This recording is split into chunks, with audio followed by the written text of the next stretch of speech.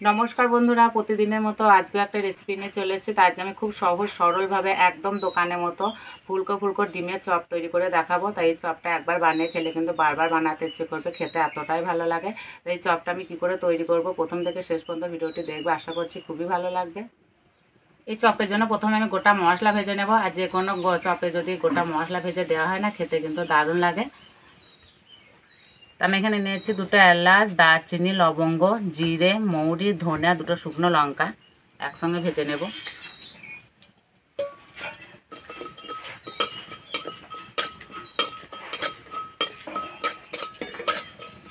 ভাজা হয়ে গেছে, নামিয়ে দেব। ঠান্ডা হলে গুঁড়ো করে নেব। কড়াইয়ে দেব তেল, তেলে দেবো পেঁয়াজ কুচি,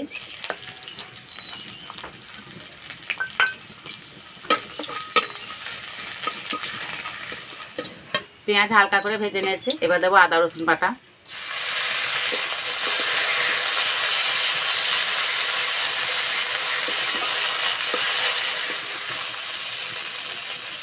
এবার দেবো গুঁড়ো মশলা, ধনে গুঁড়ো, জিরে গুঁড়ো, লঙ্কা গুঁড়ো, হলুদ গুঁড়ো,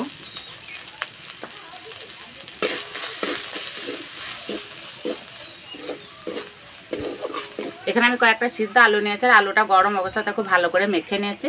এবার আলু মাখাটা দিয়ে দেব।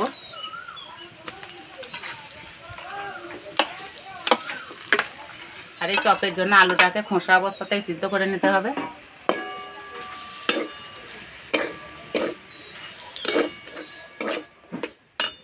এবার দেবো স্বাদ মতো নুন,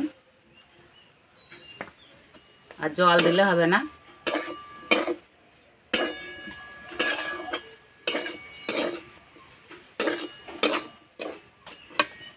এদিকে আমি ভাজা মশলাটা গুঁড়ো করে নেব।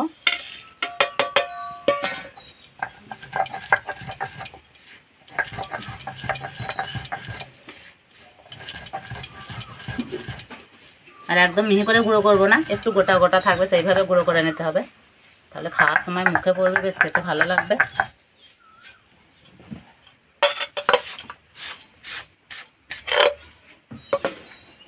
এবার দেবো ধনে পাতা কুচি,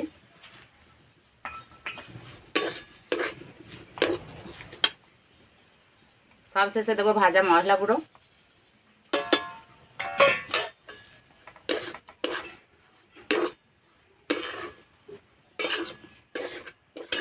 আর ভাজা মশলা দেওয়ার পর যা সুন্দর গন্ধ বেরিয়েছে, আমার তো জিভে জল চলে এসছে। হয়ে গেছে, নামিয়ে দেব। ভালো করে ঠান্ডা করে নেব। এবার বেসনটা গুলে নেব। তার জন্য নিয়ে নেব পরিমাণ মতো বেসন। বেসনে দেবো হলুদ গুঁড়ো, লঙ্কা গুঁড়ো, স্বাদ মতো নুন, ভালো করে মিশিয়ে নেব। বেসনে আমি বেশি মশলা দিলাম না, তার কারণ হচ্ছে আলুর পুরের মধ্যে সব রকম মশলা দেওয়া আছে।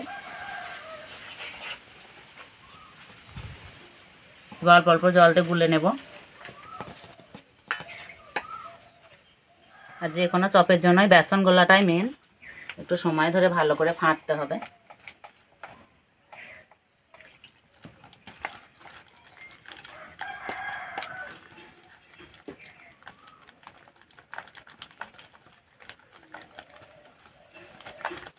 যতক্ষণ না বেসনের কালারটা চেঞ্জ হচ্ছে আর বেসনটা হালকা ভাব না হয়ে আসছে, ততক্ষণ আমি এইভাবে ফাটতে থাকবো।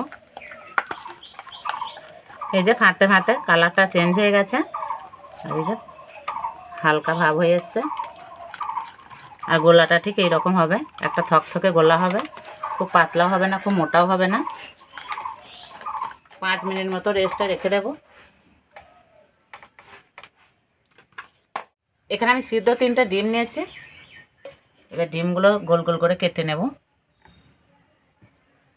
আমি সুতো নিয়েছি, এই সুতোয় করে কেটে নেব, তাহলে খুব সুন্দর কাটা হবে, একদম সমানভাবে কাটা হবে।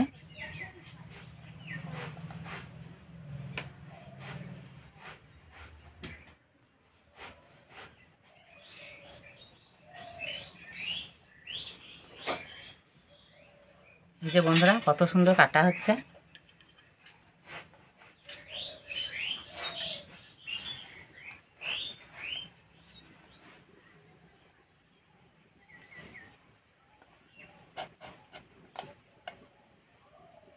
সব ডিমগুলো এইভাবে কেটে নেব, তোমরা ছুরি দিয়েও কেটে নিতে পারো।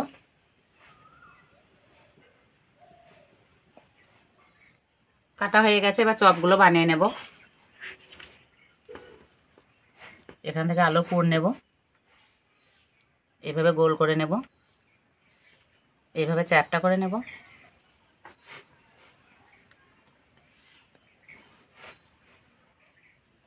এবার একটা ডিমের টুকরো নেব, এই মাঝে বসিয়ে দেব। এবার মুখটা ভালো করে বন্ধ করে দেবো এইভাবে।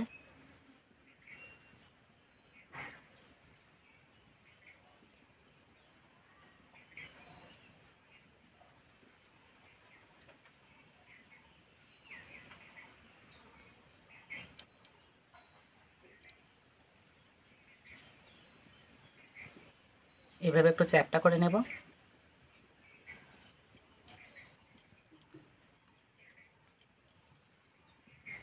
এই যে একটা হয়ে গেল।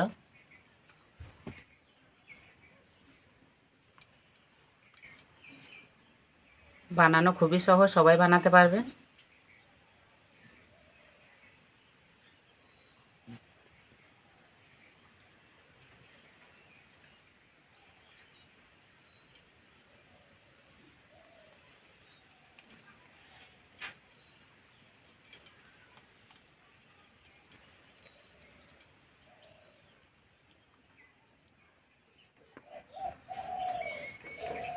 আর ওই যে অরিত্র এসছে,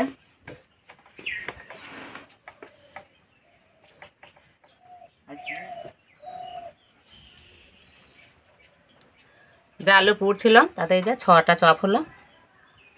এবার ভেজে নেব। এদিকে কড়াই তেল গরম করতে বসে দিয়েছি, আর এই বেসনে দেবো খাবার সোডা, অল্প দিতে হবে, বেশি দিলে হবে না। ভালো করে মিশিয়ে নেব। এবার ভেজে নেব। তা চপ ভাজার জন্য প্রথমে তেল ভালো করে গরম করে নিয়েছি এবং উনানে আঁচটা কমিয়ে দেব। এবারে একটা করে নেব আর বেসনে চোবাবো এইভাবে।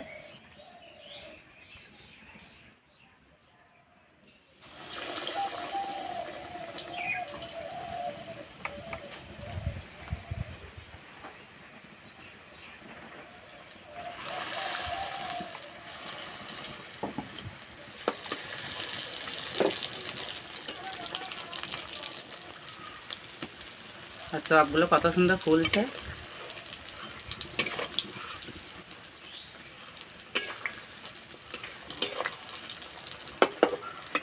ভাজা হয়ে গেছে।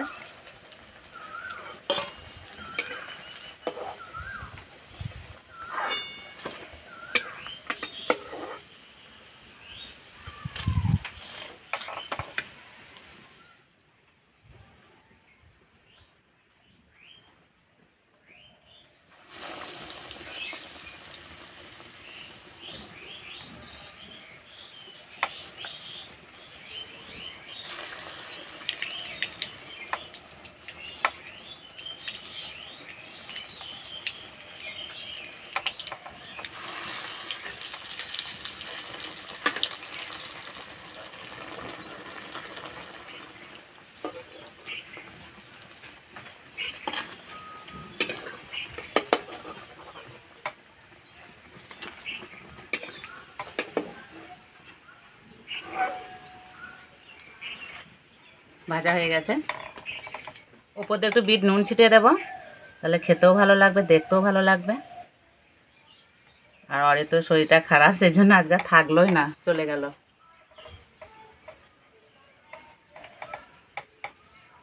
খাওয়ার জন্য একদম রেডি হয়ে গেছে। আমার তো এই গরম গরম চপ খেতে দারুণ লাগে, আর উপরটা পুরো মুচমুচে হয়েছে।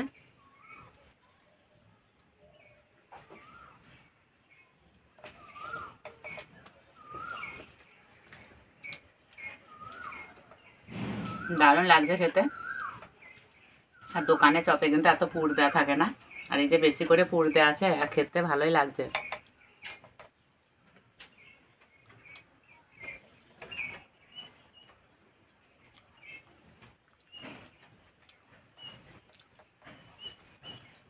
একদম দোকানে চপের মতো খেতে লাগছে।